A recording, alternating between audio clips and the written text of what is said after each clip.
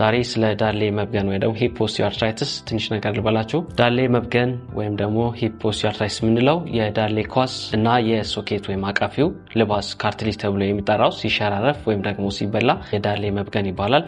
ነስትልኝ እኔ ዶክተር ሰለሞን መልካም ባላለው ዳሌ መብገኑ ወይም ደግሞ ዳሌ አብቅቶልኛል በቃኝ ማለቱን የሚያሳዩ ምልክቶች ለረጅም ጊዜ ቆየት ያለ የብሽሽት አካባቢ ያለ ህመም፣ የዕለት ተዕለት እንቅስቃሴን ሊገድብ የሚችል ህመም፣ ራመድ ደረጃ መውጣት መውረድ ሊከለክል የሚችል ህመም፣ እንቅልፍን ሊያውክ የሚችል ህመም። ዳሌ መብገን ወይም ደግሞ ሂፕ ኦስቲዮአርትራይቲስ ካጋጠመን በኋላ የሚደረጉ ህክምናዎች አሉ። እንደ ደረጃው አይነት በመድኃኒት ሊታከም ይችላል፣ በፊዚዮቴራፒ ሊታከም ይችላል። ከዛም ባለፈ ቀዶ ህክምና ሊያስፈልግ ይችላል።